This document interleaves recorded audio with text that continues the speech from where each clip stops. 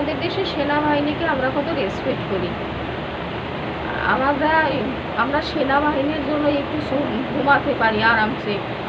ঝড় নাই, তুফান নাই, বৃষ্টি নাই, বাদল নাই, সারাক্ষণ পাহাড়ের উপরে বরফের উপরে উঠে পাহারা দিচ্ছে আমাদের দেশটাকে, যাতে অন্য দেশে এসে আক্রমণ না করে। আর বাংলাদেশে কটা ইঁদুরের বাচ্চা হয়েছে, ইঁদুরের বাচ্চা, তারা নাকি সেনাবাহিনীর চোখ রাঙাচ্ছে যে আমরা দেখে নেব। সাহস কি যে সেনাবাহিনী বাংলাদেশে যখন হাসিনা চলে এলো কি অবস্থা, সেনা নামিয়ে দেশটাকে একটু ঠান্ডা করলো, আর সেই সেনাবাহিনীর নামে উল্টে পাল্টা কথা বলছে, সেই সেনাবাহিনীকে চোখ রাঙাচ্ছে।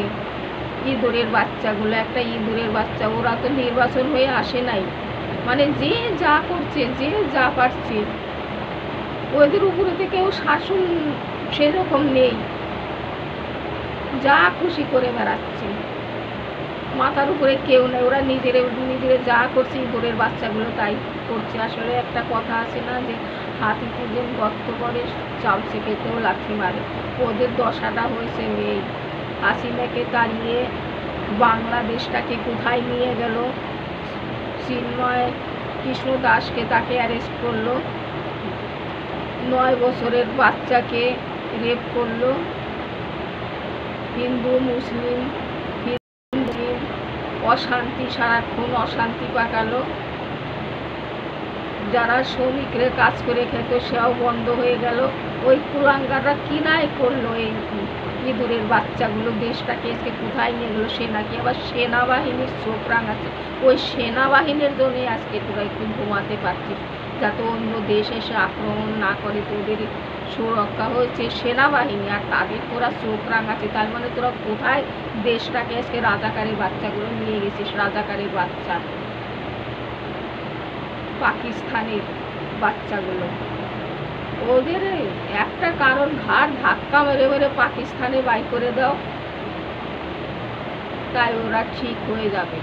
দেশটাকে তো একদম রসাতল। কেউ মানে সেনাবাহিনীর উপরে কেউ কথা বলে, এত মূর্খ না, ওদের হচ্ছে বদমাস, মানে জোর যার মুল্লুক তার, জোর করে বসেছে না, নির্বাচন হয়ে বসলে তো বসতে পারতো না, ওই জন্য ওরা তো জোর দেখাচ্ছে। 2 দিন পরে তোদেরও লাথি মারবে, আর বেশি দেরি নেই। তোরা কোথায় পালাবি? হাসিনা নাই বাংলাদেশ, ভারতে আশ্রয় নিয়েছে, আর তোদের কোথায় আশ্রয় নিবি তোরা? সেটা চিন্তা কর। বুবু এখন অনেক ধান খেয়ে নিয়েছিস, এবারে খাঁচায় পোড়ার টাইম এসছে তোদের।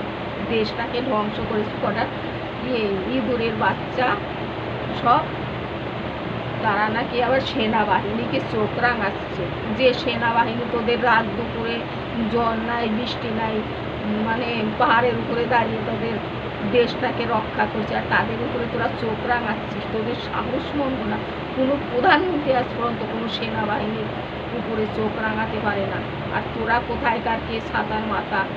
আর আবার কি বলছিস, হিন্দুরা নৌকায় ভোট দেয়, হিন্দুরা নৌকায় ভোট দেয়, তাই তারা দেখে আসছে বিএনপি আর আওয়ামী লীগ, এই দুটো দলই দেখে আসছে। তোরা তো এই যে নতুন গজালি, তোরা তো কোনো নির্বাচনই করিস না, তোদের কি করে লোক চিনবে, তোদের কি করে লোক ভোট দেবে?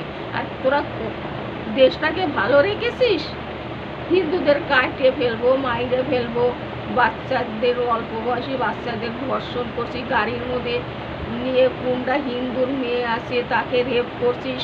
তোরা কি নাই করেছিস, কি নাই করেছিস? 4টি পুলিশ মেরে ঝুলিয়ে দিয়েছিস। তোরা ভালো করেছিস দেশে?